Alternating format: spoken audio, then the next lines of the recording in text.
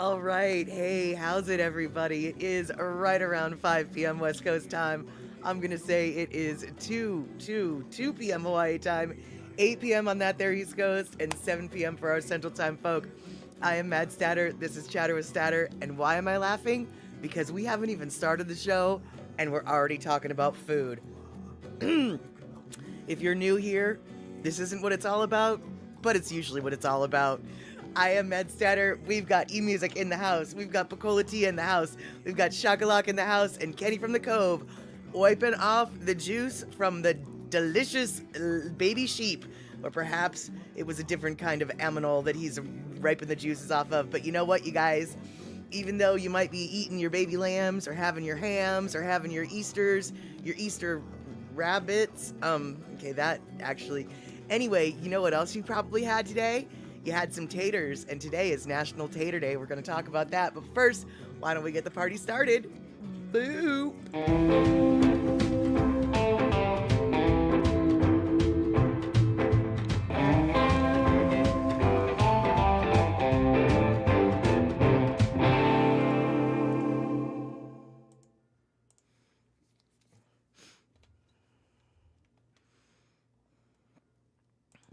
All right, there we have it.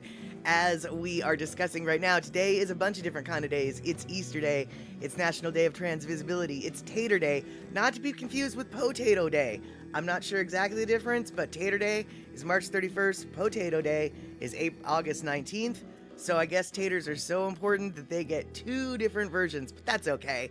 That is okay. It's also World Backup Day, apparently, and I don't know if it's really World Bacon Day, but that's okay because every day can be Bacon Day as far as I'm concerned. Mr. Me, i.e. Shockalock's Mr. Me, I don't have one, got a hankering for a roast chicken the other day. Hold on, let's see here. So we made it today. It was okay, wasn't too exciting. There you have it. There you have it. And let's see here. Like most women, I like the thing that starts with a P and ends with an S. I borrowed that joke. Oh, there you go. There you have it, Rabbit. I like potatoes too.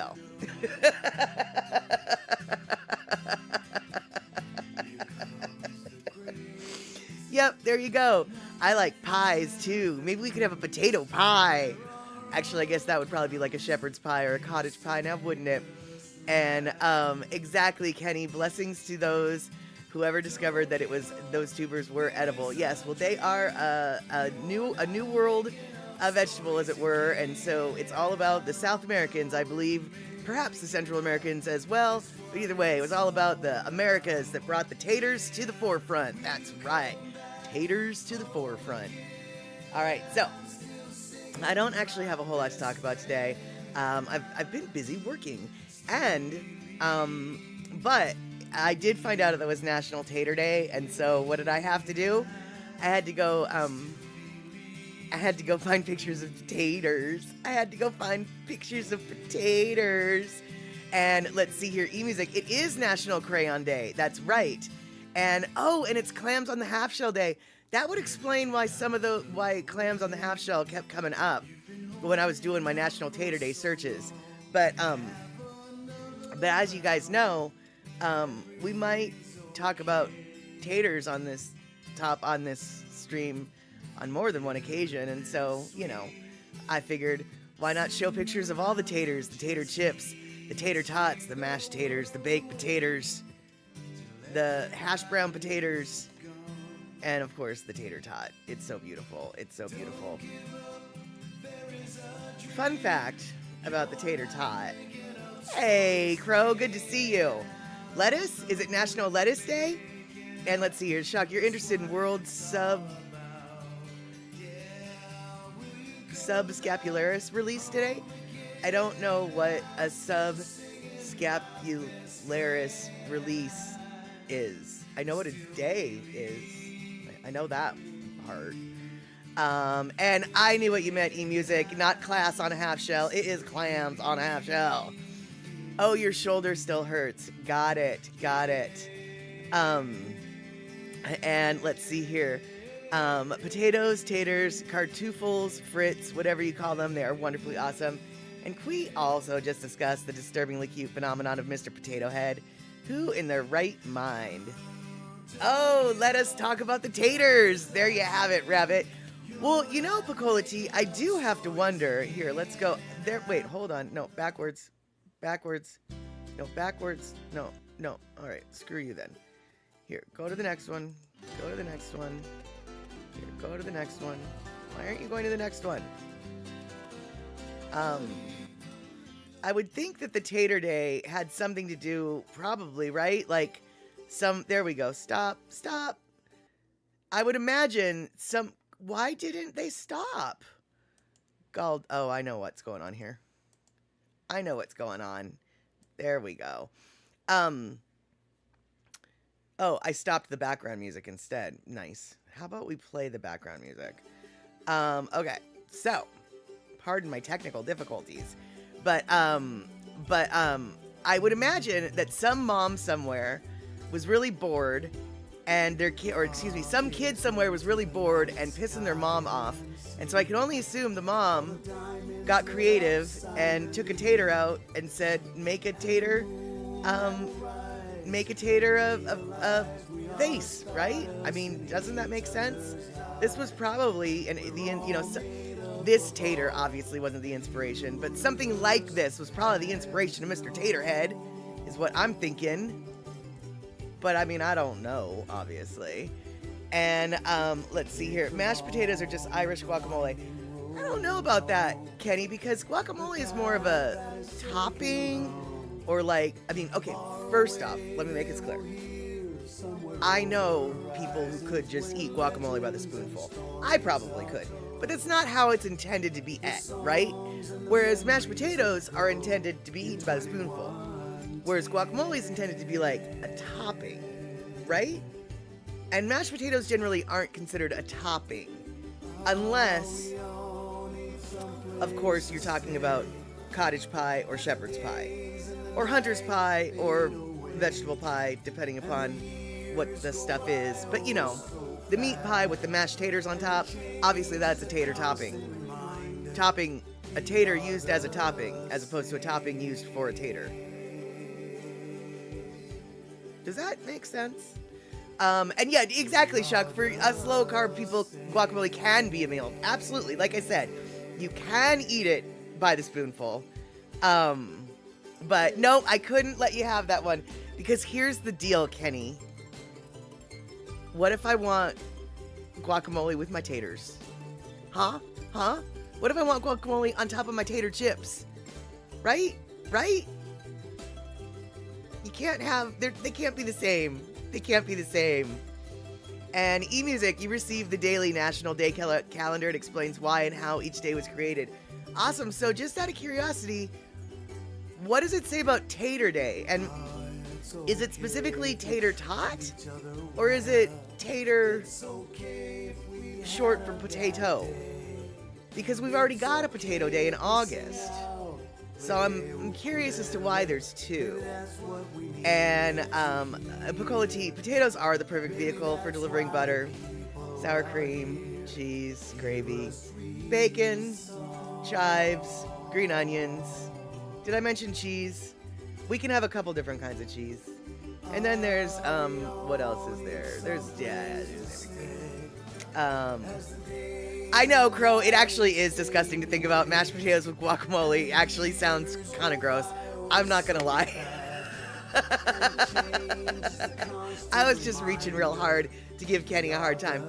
But though, guacamole on top of a potato chip doesn't sound as bad. Just saying. It would be better on a corn chip, I agree. But I think on a potato chip, I could handle some guacamole.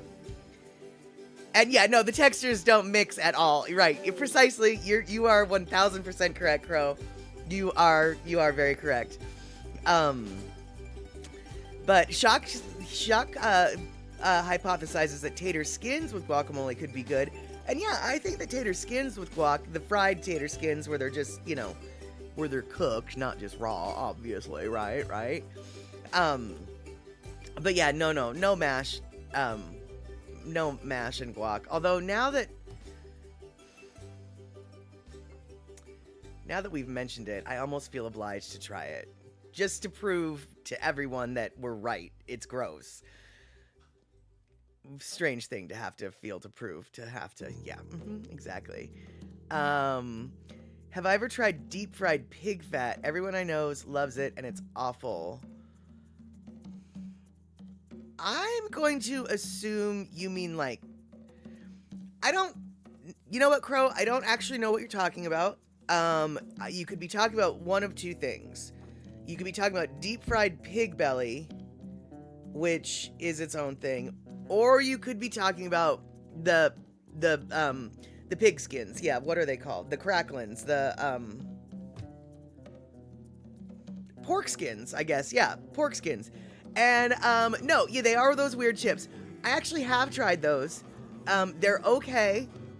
They're not my favorite, but from what I've heard, they're also called cracklins, and chicharrones is what they're also called. I think I'm massacring the pronunciation of that.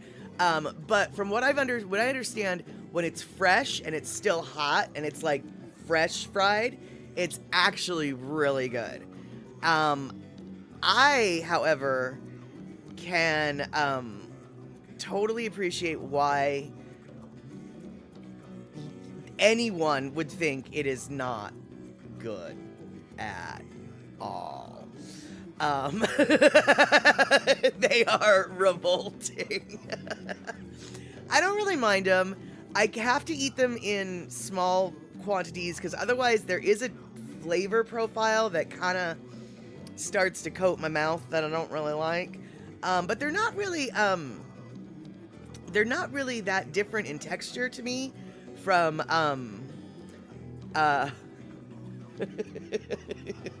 you're making me laugh about the pizza bagels there, Crow. They're not really, the texture isn't that different to me than shrimp chips and those other kind of Asian chips that are, well, they're usually seafood flavored, but I don't know what they're made of. I guess like rice, puffy, flavor, stuffy. Does anyone know what shrimp chips are made out of? I mean, I'm sure there's shrimp in there for the flavoring and stuff, but they're chips. It's like rice puffy stuff, right? Okay, so you don't mind, you know what I'm talking about with the shrimp chips, right? Gotcha. And Kenny is saying that plain chicharrones are so bland, but flavored ones are awesome. Keto snack. But the cracklins is nasty, says Crow. But Pocola T says freshly made chicharrones with a cold beer, near perfect game day food. See, there you have it. I've been told that the fresh ones are the bomb. And by the way, Mama Sean, welcome in. Happy Easter. It's National Tater Day. We've been talking about potatoes, but now we're talking about pig skins. Not football, but the kind that you eat. The pork cracklins, the things that come in a bag. And let's see here. Shock. So I'll take all of Crow's cracklins and all of Matt Statter's guac. Hey, I like my guac now. I didn't used to, but I do now. And I do think that the cracklin with guac doesn't sound so bad, actually. And Crow is saying game day food is chicken wings. Fair enough.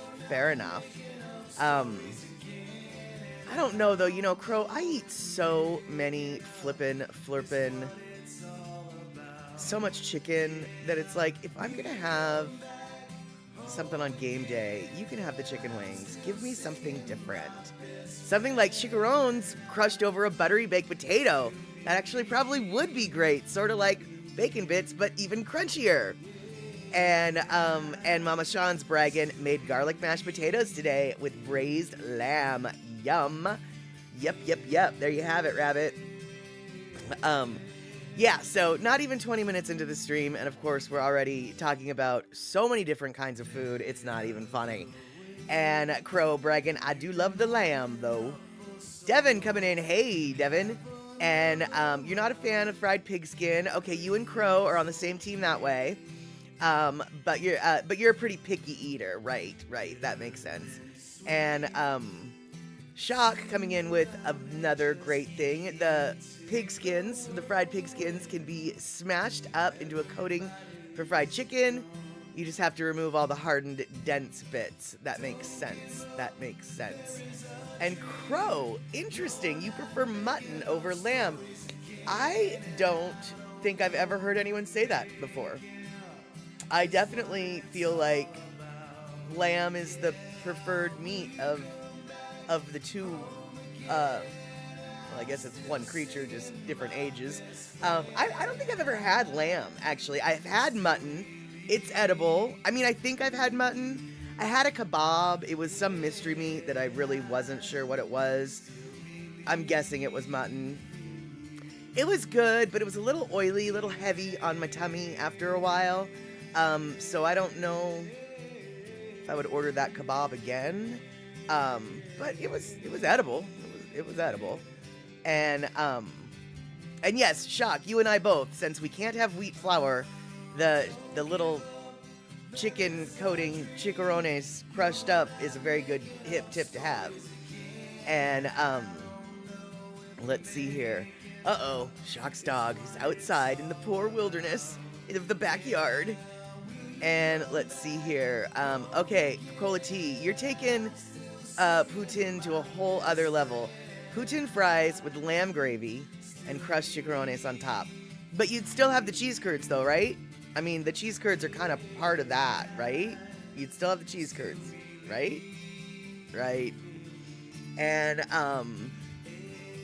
for those of you who don't know, although it sounds like all y'all probably do know, poutine, depending on how you pronounce it, is a Canadian dish, specifically a French-Canadian dish, but it has made its way all over the country, and it has crossed the border.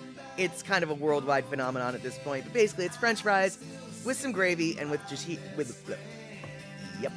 those two.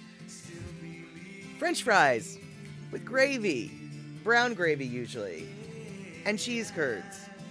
Cola T wants to shake things up, wants to bring in some lamb gravy, wants to bring in some pig skin. I don't think anybody'd have a problem with that because it sounds delicious to me. And let's see here. Mama Sean, Four Corners up here on the Navajo Reserve, have mutton, and my friend will drive up for the sandwiches. That doesn't surprise me at all, Mama Sean. I knew what you meant by sandwich cheese. Yeah, I knew what you meant. And dude, I am not surprised that the Navajos have the corner market on every which way to prepare the lambs and the sheeps and the everythings. When I drove through the Navajo Nation, you guys, honestly, now this was in 1995, so obviously 30 years ago, things have changed, I'm sure. Are there sheep on the Navajo reservations? Oh my God, Bacola T. There are so many sheep on the Navajo reservation. We got caught in so many traffic jams, and every traffic jam was caused by a herd of sheep and their sheep herder bringing them across the highway of this, that, and the other thing. They are, seriously, dude,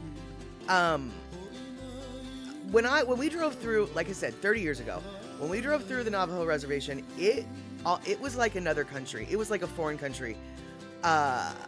They were just dressed very traditionally and humbly. Like I said, everyone walked everywhere. There was just wide open spaces of nothingness, and then, you'd run into this little shop that had, food and it would have, it was basically a grocery store, but a restaurant also combined, and some of the best everything that you could get there. We ate so good when we were driving through the reservation. And Shock, true. It is a sovereign nation, but it was really like going back in time. It was really weird. It was awesome. It was a cultural jarring experience, but I'll tell you what, man, I have never seen so many people with so many sheep in my flippin' life. And like I said, all the traffic jams that we got into on the Navajo reservation were sheep-based traffic jams. Just like if you're in Yellowstone Park, chances are the traffic jams you're going to get into are usually bison-based. Why are we stopped? Because there's a bunch of bison in the road and the bison won't move. Well, why won't the bison move? Well, have you tried to make a bison move? No. Why don't you go tell the bison to move? Okay. Oh, wait. No, never mind. Yeah, we'll wait for the bison to move. So, it's basically the same thing with sheep. Only with sheep, they aren't so big and scary the way the bison are. There's just so many of them. Yeah. And then, of course, you've got the fried red tacos, which, yeah. And granted, of course, fry bread tacos, fry bread, not a native food traditional at all, only adopted by native tribes thanks to the colonialization and the forced nature of here's some flour, figure out what to do with it kind of thing. But boy, did they figure out how to make some good stuff out of that flour and grease. Yum, yum, yum. And let's see here, Shock. One of the infra programs is taking electricity to some First Nations that you've heard that have never had it. I think Lakota Man posted it, so maybe Lakota, but I'm not sure. Yeah, and that's what I mean, Shock. Like, it was very clear that these people were living, that many of these folks were living off the grid. And I don't mean that in a hippie way. I mean the grid never got to them.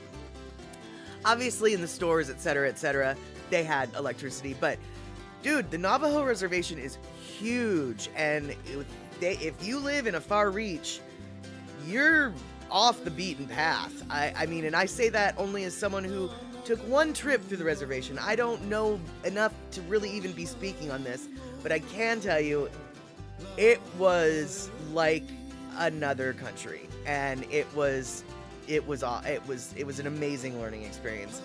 And oh no, Pacola T, one of your worst meals was in Navajo country. We arrived very late at our hotel, and the only place that was still open was McDonald's.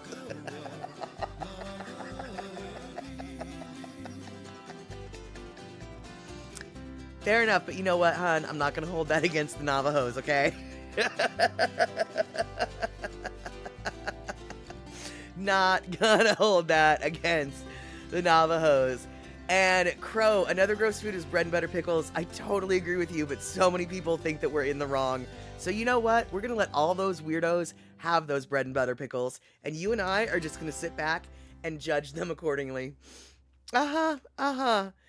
And E-Music, which Navajo reservation am I referring to? Good question. I'd have to get out the map, but I'm gonna say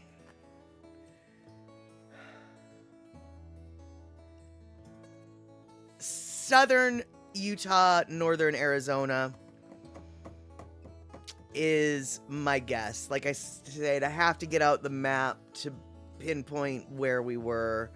But very good question. I do want to say northern Arizona was what was the that part of the reservation that I went through. And Shock, most of what you know about Shiprock comes from Detective Jim Cheat novels. Honestly, dude, Shiprock, I watched that rock. We drove, well, not right past it, but kind of right past it. That was on our journey through the desert. And I watched that rock for hours, just getting closer and closer and closer. It seriously looked like the Emerald City from The Wizard of Oz. From far away. It was just nothing. And then this rock just came out of the desert, and it looked magical. Like the Emerald City. That's all I could think of. I took so many pictures of Shiprock.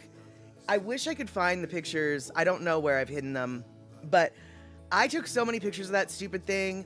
So in the first picture, it's just tiny. In the second picture, it's a little bit bigger. Third, over the hours, and it just, and it still holds magical. Shiprock is magical, even to this little white girl. And let's see here, E-Music. Oh, okay, your grandma was born in New Mexico near a Navajo reservation. Honestly, you know what? We went through New Mexico too, but I don't think that we were in that. I think the Navajo reservation the part of the reservation we were at was in Utah, northern Arizona. Southern Utah, northern Arizona. I definitely would need to get a map out. And let's see here. All right, so Kenny from the Cove. McDonald's, Jack in the Box, and Taco Bell open late because drunks and stoners keep late hours. That is correct. That is very correct. And Crow, talking about bagels, yum, steak, yum, and salads, also sushi and ramen, clumping them together, and a few other things. Speaking of clumping them together, oh my god, you guys, it was I felt, well, I helped. All right, I helped, and I didn't point and laugh. Okay? I didn't point and laugh. But I was in my bar the other night. Okay, not my bar, but the bar that I hang out in. And it happens to be a Chinese food bar, right? So this guy walks in, and he's like, "Do you serve yakisoba here?" And the bartender was like, "That's Japanese." And she's like, and he's like, "I know. Is it on your menu?" You know, and she's like, "This is a Chinese food restaurant." He didn't understand. I didn't laugh. I wanted to laugh. But I was able to point out something on the menu that was as close to yakisoba as they have. He ordered it. He was very happy with it. But yeah, some people do more than just clump sushi and ramen together. Some people clump all the Asian foods together.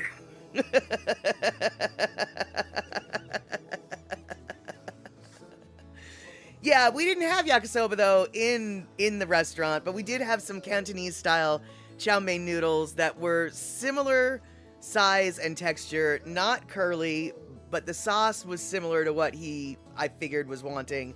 So luckily, I was able to give him a workaround, and I pointed out to the waitress that the noodle dish that I always order, I tell her, he'll like that, because she's very unfamiliar with the noodle dish that I order, because it's a new noodle dish. So yeah, and oh, here we go. Although, hot topic here, soba is better than ramen, says Crow. Okay, now that might be fighting words in some people's opinions. But honestly, I can appreciate where you're coming from, because sometimes I would rather have a dry noodle. I don't want a soupy noodle. I want a dry noodle. I mean, not dry, but, you know, not in wet. And let's see here. And my Burmese brother has one thing on his menu that is fried rice-like for those that cannot get their heads around Burma. Right, yeah, exactly. You just have to find the substitute, so to speak. And E-Music, your grandmother was part Navajo, born before New Mexico was a state. Got it. Yeah, you know, actually, there's a community within New Mexico, and they are a racially distinct community. They are part of the colonization conquest, you know, conquistador type folks from Spain that came, but they settled in New Mexico and reproduced in New Mexico, and they're actually considered a distinct race of New Mexicans, basically. And I just wonder if maybe your grandma was part of those folk. I wish I could remember what they were called. I had a friend in roller derby who was very proud of her blah blah blah heritage. Yeah. Blah blah blah heritage is what I'm missing out. Yeah. And yes, your grandma was part of that. Right, exactly. I had a feeling. Yes. I just wished we both knew the name of that, because it's a thing to be. And let's see here. You saw Picolati. I saw Werewolf with a Chinese menu in his hand walking through the streets of Soho in the rain. He was looking for a place called Liho Folks for. Got a big dish of beef chow mein. I don't know that song, but I'm assuming that it is a song, given the little notes that you had in front of that. And an unengulfed noodle. Exactly, Kenny. That is what I'm trying to say. And let's see here. Shock. I'm leaving people's food to them, but I miss the crispy AF deep fried noodle thing that they had at the Tung Bo restaurant in Wheaton Plaza. Obviously, I don't know anything about that, but the deep fried noodle thing, is that the same thing as the noodle cake that they have in Hawaii? Or do you even know what the fried noodle cake is even? Let's see here. And drunken noodles are too spicy for me. That's why I just get the regular pad see ew.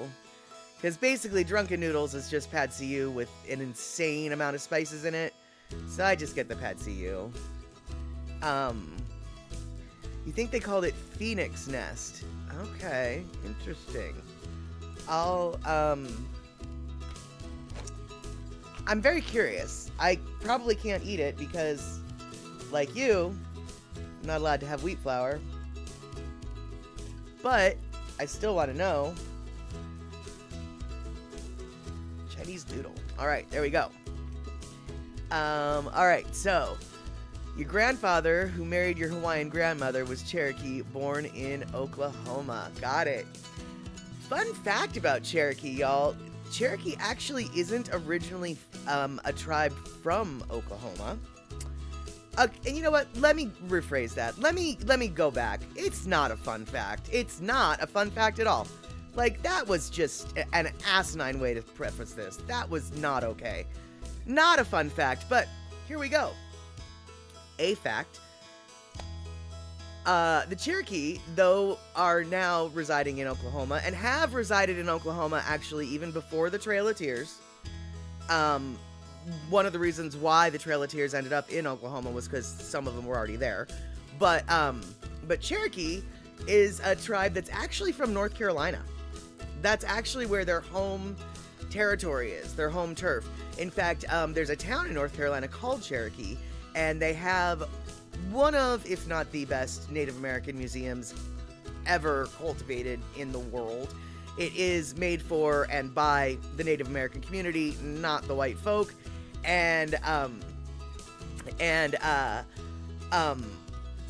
this particular town in North Carolina, their street signs are in Cherokee, and they basically, the only reason why the Cherokee people are still in the North Carolina region and not with the rest of their brethren in Oklahoma is because this one set of Cherokee people got tired of fighting with the white folks for the land and this stupid argument over whether or not you can own land and who owns the land. They finally said, you know what? All right, we're going to play by your rules. How much does this land cost? This land costs this much. Here's our money. Now put my name on this deed. This is my money now, according to your rules. This is my land. I bought it from you fair and square. It belongs to me. And that land ended up housing a bunch of rebels who refused to go on the walk or came back from the walk when the rest of the tribe was forced to leave and abandon their homelands and make that walk to Oklahoma. Like I said, there was already Cherokee in Oklahoma, which was part of the reason why they moved the North Carolina branch to there. But the North Carolina is actually the homeland of the Cherokee. And if you're ever in the mountains of North Carolina and you have an opportunity, if you're near Bryson City, you're near Cherokee. If you ever have an opportunity, I strongly suggest you go to the museum. But also they do a performance, a little play every, as part of the little cultural touristy thing. And it explains the story that I just told you in very succinct fashion. It tells the story of the natives who were like, yeah, we'll buy the money, or we'll buy the land. But it was basically because of them that this town is in existence today. So, it was super awesome. And, right, exactly. And music, and also the sick who couldn't make the walk stayed put. Right, exactly. There was a lot of people who, not a lot, but there was a lot of reasons people didn't go, came back, etc. And, let's see here, music. Many native peoples were sent into Cherokee Nation. Yeah, totally. Yeah, in fact, actually, similarly, here in the Pacific Northwest, the Duwamish tribe, even though the Duwamish tribe is where Chief Seattle was from and a town was named after him, the Duwamish tribe isn't nationally, federally recognized as a legit Native American tribe by the United States government. Not every tribe has federal recognition. Duwamish does not. Consequently, a lot of Duwamish tribal members have moved to the Muckleshoot tribe. they now claim Muckleshoot status because Muckleshoot is a federally recognized tribe, which unfortunately it's great that they're joining the Muckleshoot tribe to get because it is part of the larger Salish Sea community that they were in, but one of the drawbacks to them joining the Muckleshoot is it's creating a more difficult time for the Duwamish to get recognized as a legit tribe because so many of their tribal members have claimed Muckleshoot. So yeah. And let's see here. And so now that I was done rambling, let me see what you guys were all rambling about. And the old, let's see here, interesting tidbit, the old saying, the good Lord willing and the creeks don't rise is not a reference to a flood, but a reference to a potential uprising of the Creek tribes people. Oh, well, that does make sense. That does make sense. And hey there, Verity Hunt, good to see you. Yes, we are here wandering the path of the talk. We started out talking about potatoes. Then we started talking about pig skin. And now we're talking about Native American tribes. And it's somehow all worked. I'm not really sure how, but here we are talking about the Cherokee people and the Creek people and the Muckleshoot and the Duwamish people. Yeah. So, and Pacola T, you've been to both places but never made that connection until you mentioned it. Yeah. Cherokee, North Carolina is actually, says it in its name. It's where the Cherokee actually come from. So, so for real, you guys, I am not somebody who's like, hey, let's go to North Carolina, right? That's just not in my wheelhouse. But dude, no, let's go to North Carolina. The mountains of North Carolina are not nearly as hot as I think the South is. Cherokee town is super cool, although it's been a while since I've been there, and I'm sure it's grown immensely because right when I went there was right before the hotel and the casino opened, and so I'm sure the tribe has, I'm sure the city has grown due to the hotel and the casino. But I still feel like that Native American museum there is... I've been to a few, and let me just say, the one in Custer, I think Custer, Wyoming, is that? Custer, Montana? Custer, Wyoming? Custer. The one in Custer,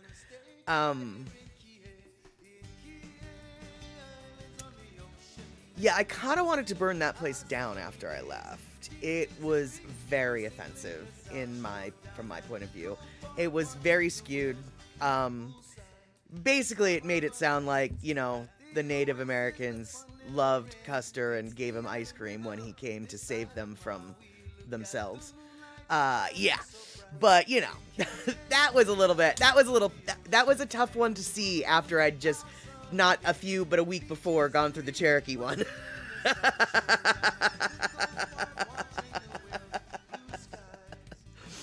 And, let's see here. Oh no, Shock, your dog is just in an unhappy mood. You thought giving her a marrow bone would allow her to calm down, but now she's walking around the house and whining. Oh, I don't know. Let's see here. Oh no, what? Gotta watch the drinking water, coal mines, and runoff issues you hear? Or are you talking about in North Carolina, Verity? Or are you talking about in your house? Because first off, that's in your house, that sucks. If you're talking about North Carolina... Yeah, maybe. Yeah, maybe. All right, you guys. It is right around our Lono listening break time, and so I thought I'd pull out an old favorite that we hadn't seen in a while.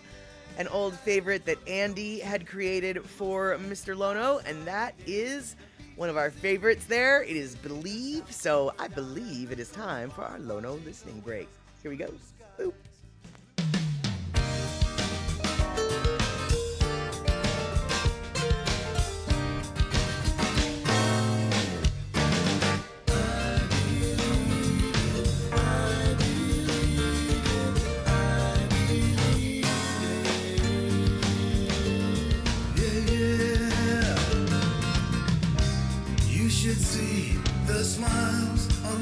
happy faces when they tell me to turn down in these places, but I know what they want. Play the kind of music, then they tell me turn it up.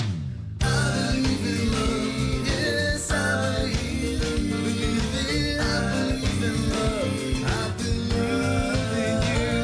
Yes, I believe in love, yeah, I believe in you.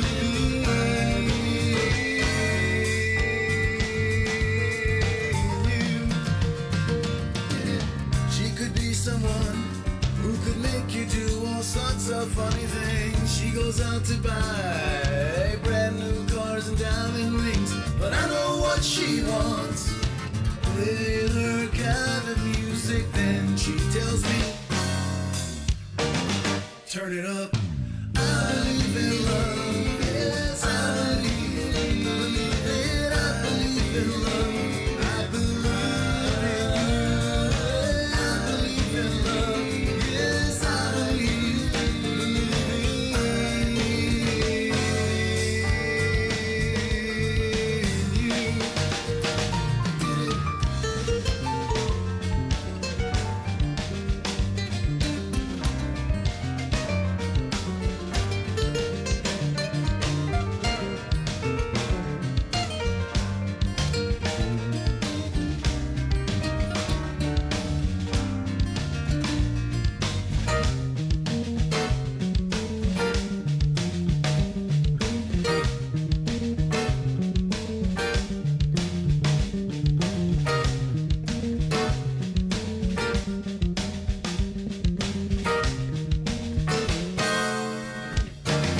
Yes, I believe it. I believe in love. Yeah, I believe it. I believe in love. Yeah, I believe it.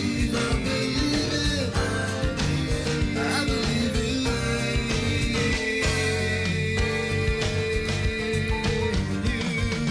Yes, I believe it. I believe in love.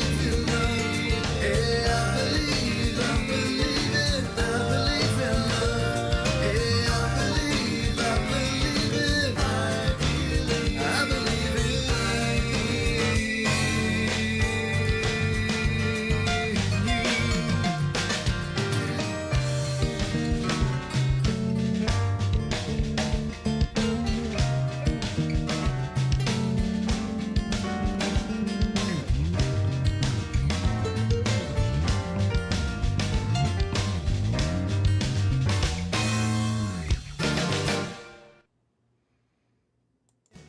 All right, there we have it, Rabbit. So, Crow, what? Tell me more, because I know nothing about what you're saying. Okay, so Ferrari. Okay, so here's how much I don't know about what you're saying. Ferrari is an Italian car. I do know that. Is Lamborghini an Italian car? I'm assuming yes. I'm going to assume it is until I hear otherwise. Are you telling me that Lamborghini said that or saw that Ferrari's cars were so crummy that he was like, I can do this better? And that was the only reason why they were made? And then if that's the case, well, just tell me more about this story. Hey, James Monet, good to see you, comedian James Monet in the house. We just finished our Lono listening break, and now I'm learning a little bit about the Ferrari-Lamborghini rivalry. I had to think about those words. Wow. And let's see here. And Shock, her dog has a bone, but the dog doesn't know what to do with the bone. Does it want to eat the bone? Does it want to hide the bone? Right now, the bone or the dog is just whining because it's confused. And, uh-oh, the dog cannot eat her coveted composure treat without putting the bone down. We have a horrible dilemma. That is a horrible dilemma. Oh my goodness. Yes, very horrible dilemma. Oh, that's right. That's right, James. You had that show in Hilo. So I hope that show went well. I saw a picture of you and Tina Rose Cager and Andy together. Very cool. Very cool. I hope that show went smooth. And I hope, actually, you know what? I don't even care how the show went because I wasn't there and I don't get to see it. What I do care about is if you and Andy came up with any kind of plans to do a little remote tete-a-tete once in a while for Andy's Daily Pigeon Show. That is what I care about. I want to know if you're gonna have a little guest star again, if you and Andy are gonna be doing something together. That's what I want to know. I mean, I hope the show went well too, don't get me wrong, but my priorities are a little different. My priorities are selfish. And so Terry in Scotland coming in at Lamborghini. Hold on.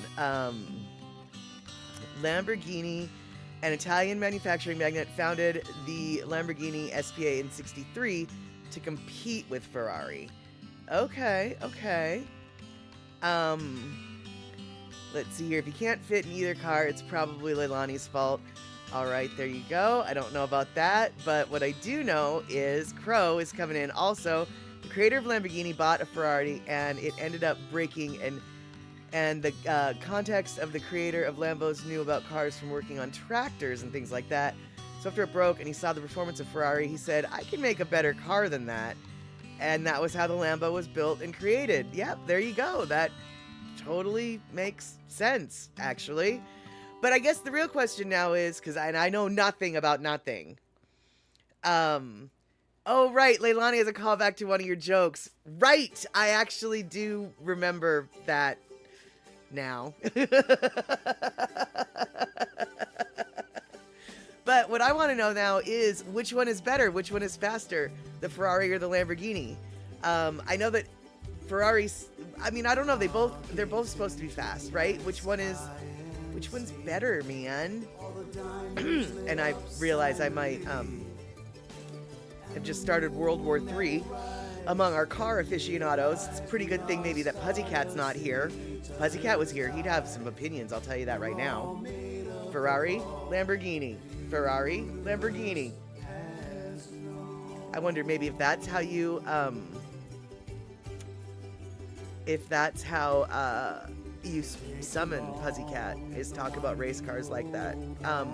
Okay, so let's see here. Do I care about top speed or top acceleration? I don't know. I guess, I don't know. I know enough to know that I don't have any idea. And comedian James Money, I think the Lambo is harder to see out of. And let's see here.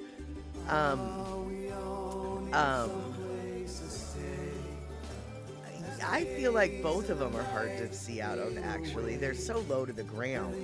And hey, C Honda, good to see you. Right now we're talking about Lamborghinis and Ferraris.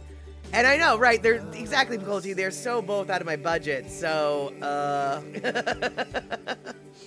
And so let's see here, Shock, there's a 4-door Ferrari sedan somewhere in this town. The license plate reads Ferrari because otherwise you wouldn't know.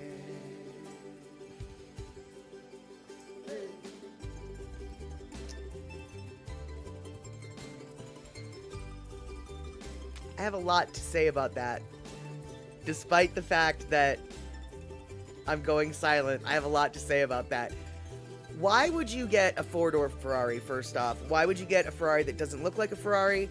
If you want everyone to know it's a Ferrari, why would you do that? And obviously you want everyone to know it's a Ferrari because you've got it on your license plate. It's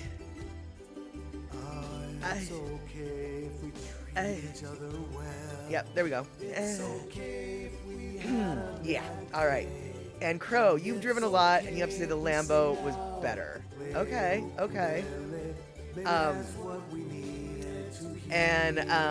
Let's see here. Perhaps someone bought it as a sensible car while overseas, and the army shipped it back.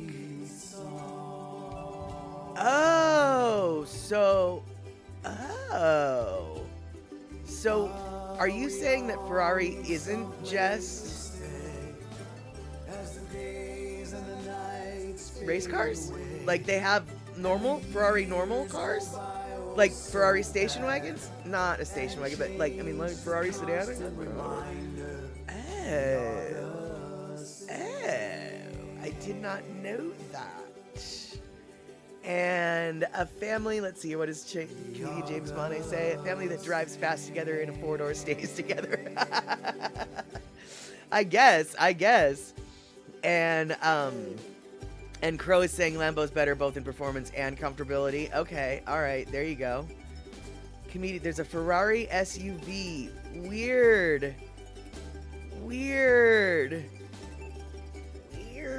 And Devin, I think maybe you're thinking, wasn't it Devin who asked, wasn't there a movie against Ferrari and Lamborghini? I think you're thinking of Ford versus Ferrari. Wasn't that what it was? Wasn't there a movie about the Ford Shelby Mustang versus the Ferrari?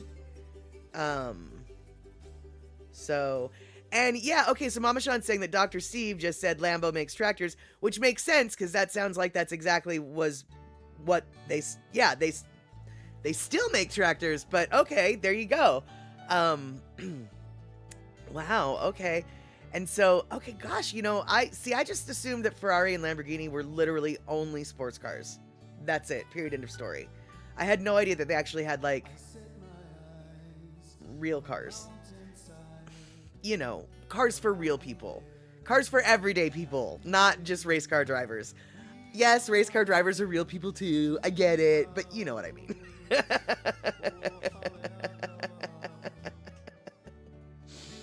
And okay, so it was Ferrari versus Ford. James is coming in confirming that I wasn't lying. And let's see here. Okay, yeah, so Mama Sean's just like, nope, they're just Italian car companies, that's it. All right, I had no idea. And Terry's saying there's a Maserati dealership about 20 miles from here in Motherwell. Nobody in Motherwell knows why.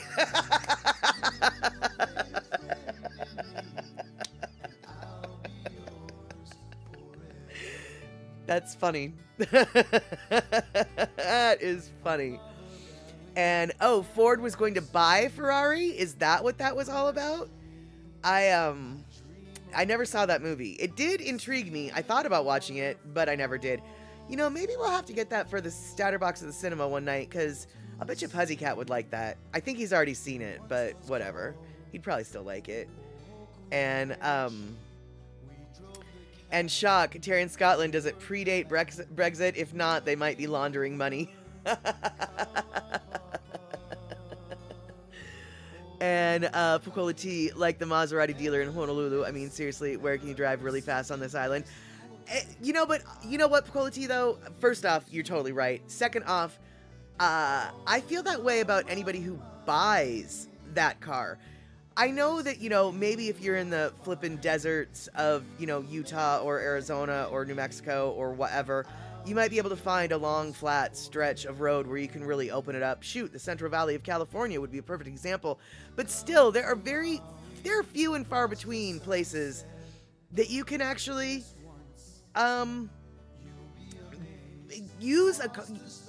take that car out running the way that car wants to be run. And from what I've heard, now granted, I definitely don't know what I'm talking about, but what I've been told is if you have your Ferrari and you don't take it out to go fast, it doesn't like that. It needs to run fast. The engine gets very unhappy if you just run it in the city.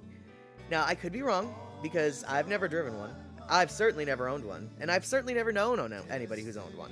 But I've been told that race cars like Ferrari, they just don't like being driven in the city. The engine is like, why are you killing me with this? This isn't what I was made for. And I am curious if that is true. And Shock is saying there was a typewriter plant in Binghamton, New York, and there's a Chinese restaurant of the highest caliber nearby that existed solely to spy on the top business machine company in the nation. Interesting.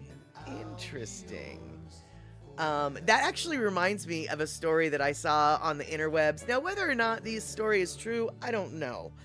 But this guy, he was from out of town. and he was somewhere on the East Coast, and he was hungry, and he went and it was like, oh, look, it was off time, it was off hours, whatever. And he noticed, oh, here's an Italian restaurant. So he goes into the Italian restaurant. There's nobody in the Italian restaurant. But he sits down because he thinks it's a restaurant. And the people who are working there are obviously a little, like, they're not acting like he should be there. They're kind of confused about why he's there. But they also realize this is a restaurant. So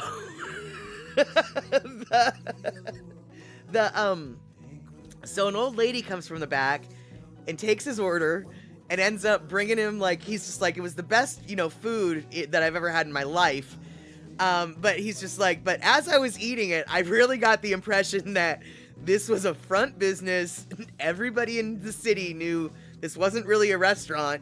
And so he had the best Italian meal of his life, he said, and he left. But he really, really got the impression, like, I think this actually might not be what they say they are.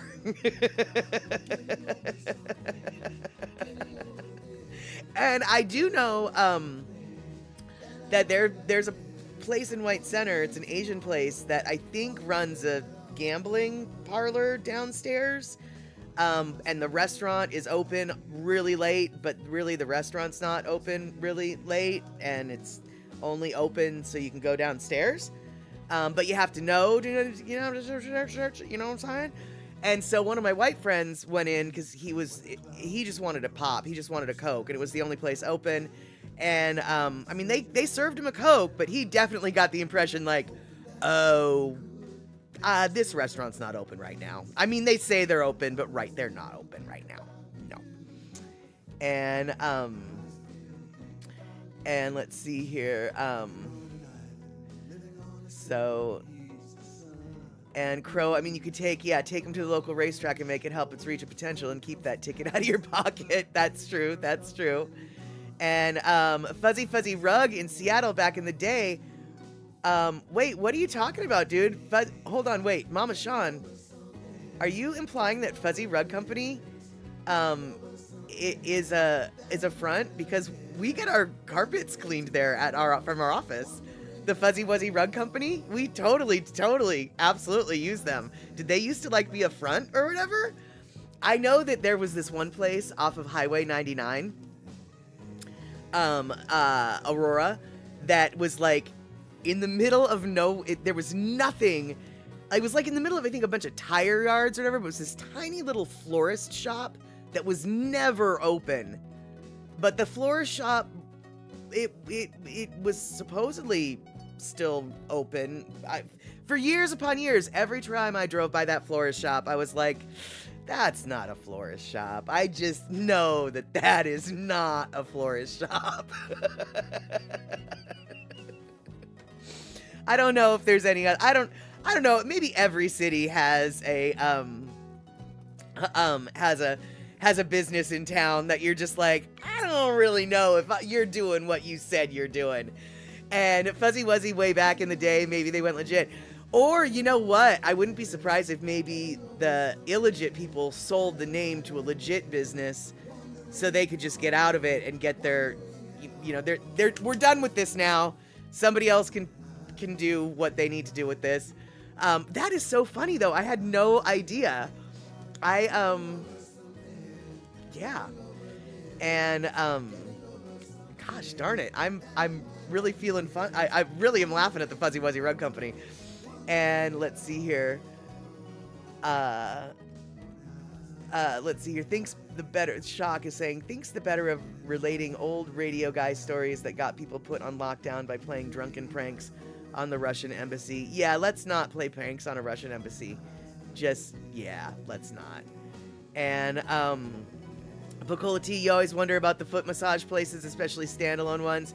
How do they afford the rent? Lots of folk with tired feet. Yeah, I hadn't really thought about the foot massage places, because all the foot massage places that I see in my town are like in strip malls, and so, oh,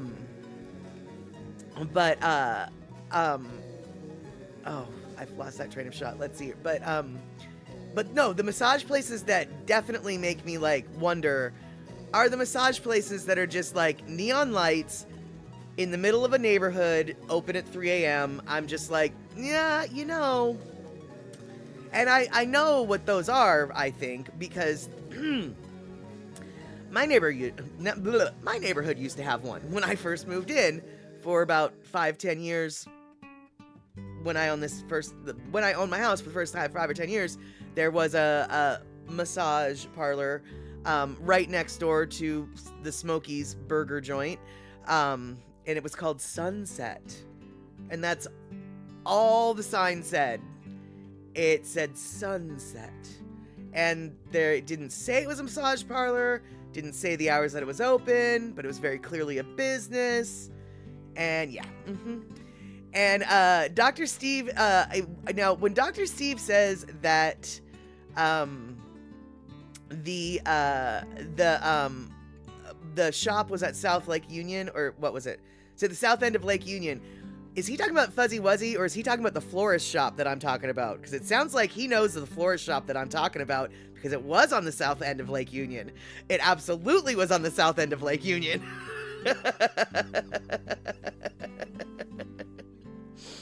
And let's see here.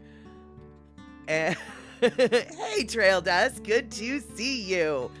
We are talking about, we're talking about a lot of things. We're talking about speeding cars and trying to get Ferraris to go fast. Talking about Fuzzy Wuzzy Rug Company and how it may or may not have been a front company for something else. We're talking about front companies. We're talking about massage parlors that may or may not be massage parlors, if you know what I'm saying. So yeah, we're talking about a lot of things like that. And let's see here, Picola T, hubby and I went to Vegas Nail Salon this one time. We decided they probably did more than just manis and petties. Yeah, right. Exactly. Sometimes you get that impression. That is right. All right, James, so happy that you could hang out here with us for just a little minute. I'm hoping that maybe we get to see you and Andy sometime in the future, but we'll be surprised when and if that happens. Super stoked you could hang out, though. And let's see here. What else do we have today? I know what we've got to do today that I've been meaning to talk about. You guys, have you been wondering where Cindy Krause is? Why is not Cindy Krause here very often? And why is she not on Andy's show very often? What's going on? She's busy, that's why. She's super, super busy. She is the one who is making all of the costumes for the Wizard of Oz production for the Children's Theater in her town. Apparently, I'm going to say she has to make like, I want to say, and I could be lying, I really could be lying, but I think she has to make like 50 different costumes. Some of the costumes are good witch costumes. Some of the costumes are bad witch costumes. And some of the costumes are of the little flying monkeys. And so, and her granddaughter, as it turns out, is the gorgeous good witch Glinda on the poster. So these are some good witches, but that's Glinda, the good witch. And Glinda, the good witch, that is Cindy Krause's granddaughter. And I don't know who all these other kids are, and I hope that their parents do not have a problem with me showing their faces on the interwebs, because it just occurred to me right now, I shouldn't probably be doing this without their permission. Sorry, guys, I didn't think about that. I was just showing off Cindy Krause's work, because it's cool. Look at it. She made all these costumes. It's super awesome. She made all of these costumes. Yeah, sorry. I kind of really wasn't thinking when I decided to show those children on my stream. Yeah. All right, then. So, as a general rule, I try not to show kids without the permission of their parents. I just feel like it's good karma, but apparently I don't always do what I try to do. Yeah, and let's see here. I have been to a place that had armed guards blocking the back. I think I made a good choice not staying long enough to eat my food. Yeah, that Crow, I concur. That was a good choice. Yes. I'm gonna get this to go, please. Time to go. Now. And let's see here. Shock, Glinda the Good Witch, which is played by a girl named Kali. You can't make this stuff up. Well, no, of course not. And yes, Pacola T, Cindy does have amazing, amazing skills. And let's see here. And Shock, you have been wondering if you should be roused Cindy lately, but you know she's been busy sewing. Yeah, exactly. I mean, obviously, if you want to poke at the busy bear, feel free. But she has shown her homework receipts as to why she's not been showing up, and we just got to see all of them.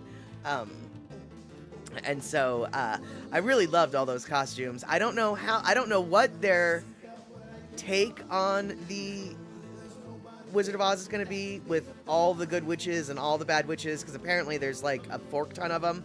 But I still think those costumes were so gosh darn cute. And that's right, Verity, it is Happy Easter, and it is also, like we started out this stream, it is also National Tater Day.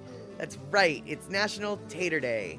And, why won't they go? Wait, no. Why won't it go? There we go. So not only Easter, we've got our taters today, too.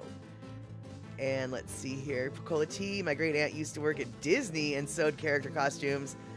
When you were a kid, you thought that was a dream job. Yeah, I bet. Oh my goodness. But now you realize it really was probably a hellish job. Really. And okay, so Shakalaka is saying, I guess National Potato Day is for stuffed shirts who can't say tater. I guess, yeah, I don't know. But perhaps we just love taters so much in this country that we need 2 Tater Days. Because, for the record, you guys, National Tater Day is March 31st. That's today. National Potato Day is August... It's either August 18th or August 19th. I'm not going to tell you which. Celebrate both days if you want. Have a tater both days. Yeah, so there you have it. So it's National Tater Day, but also what today is boom. The Merry Monarch Hula Festival starts off this today. The Merry Monarch Hula Festival kicks off this Easter Sunday. That is today. And this picture right here in front of the Edith Kanakaole Multipurpose Stadium is a picture that happened on Wednesday. And, whoops, I forgot to put music to this. Boop-a-doop.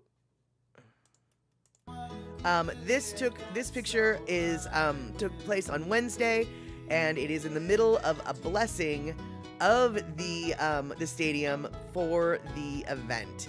And I wish I could tell you who it was that was giving the blessing, but his name escapes me, so I will not tell you. But, needless to say, a blessing took place this last Wednesday before the festival started today. And oh, dang it. There we go. And for those of you who don't know, but you guys, thank you, eMusic. Thank you. Kahu Krabby did the blessing. That is exactly it. And for those of you who don't know yet, even though I've mentioned it a couple times, I will be running, we won't be having a Satterbox at Cinema this Saturday. This Saturday, I'll be running, restreaming the Merry Monarch Festival, providing a space for folks to hang out and talk about stuff, learn some things, talk about how, ooh, what a great outfit that is, or ooh, did you see his mallow fall off? Tee-hee-hee. That kind of thing. And also maybe some more respectful stuff too.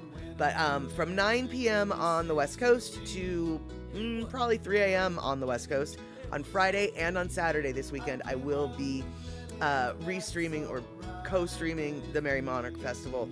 If you don't want to hang out on the Twitch stream or the YouTube side with us, that's no problem. You can also watch it just on your own at the Merry Monarch at merrymonarch.com. But I will be streaming their stream, so to provide a place to hang out so we can talk about things and stuff. And the last couple of years that we've done this, it's been super fun, super I've learned a whole lot. I think a lot of us have learned a lot who've hung out there. So I look forward to seeing you there. But if you're not there, I understand, because it's basically the middle of the night for a lot of folk. So, so there you go. I don't expect you to be there, but I'll be there in case you want to be there. And, yeah, and as far as Tomato Day, Kenny, I don't know. I'll have to look into that. And Pecola T, or Terry in Scotland, says, excuse me, Pecola T saying to Terry in Scotland, there could be two, just like there is a Potato Day and a Tater Day, there could be two. There's the regular folk Tomato Day, and then there's the Fancy Pants Tomato Day. Yes. That's what I'm thinking. I know, it looks like Crow said bye, or maybe Crow was saying goodbye to Kenny. Well, see you later, Crow, if you're gone. See you later, Kenny, if you're gone. Sorry I missed that. Sorry I missed it. And let's see here. Yep, all right then. That's pretty much all I had to talk about. These guys was little Cindy's Project and the little Mary Monarch, etc., National Tater Day. So, I don't know if you guys have something you want to talk about for the next, 10 minutes or so. If not, we might want to wrap this up early, because, goodness gracious, this is a holiday weekend. You guys might want to go holiday it up. Go eat your Easter eggs, your cranberry eggs. No. Don't eat your cranberry eggs. Or eat your cranberry eggs if you've got them. I meant Cadbury. Your Cadbury eggs. Go eat the Cadberries. If you've got cranberry eggs, by all means, eat those too. All right, cool. So it sounds like we are running out of folks to chitter chatter about. So why don't we take one more Lono listening break and wrap it up? This, of course, is the traditional ending to any kind of event. And yes, good point, Pecola T. Don't forget where you hid all of those Easter eggs. The results will be pretty stinky in about a week. Abso-flippin'-lutely. Absolutely. All right, you guys, it's time to wrap it up. So we are going to listen to Hawaii Aloha. Here's Lono with an instrumental version. Stand up and sway. Sing along if you want. Here we go. Boop.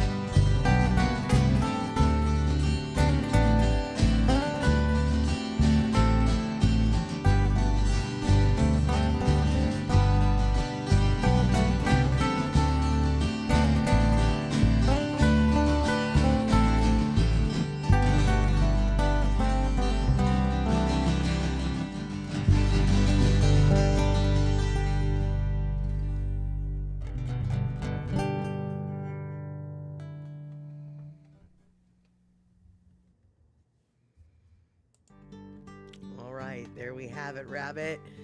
So we're going to just be wrapping up a little bit early today so you guys can sip on your tea, eat your tomatoes, eat your potatoes on this National Tater Day. Don't forget to get your tomato sauce, i.e. ketchup, when you're eating your taters. We will see each other, I hope, next Wednesday. Maybe we'll see each other on Tuesday for Andy Bumatai's show. And like I said, Wednesday, and then no stream on Saturday, but I will be streaming on Friday and Saturday, The Merry Monarch. And then we will also see each other, hopefully, on Sunday. And on Sunday, next Sunday, I might be kind of stupid from such long streams the night before. So that'll be a fun time. All right, you guys, see each other soon, hopefully on Wednesday. And maybe, fingers crossed, we'll see James and Andy on Tuesday, right? Right. All right, then.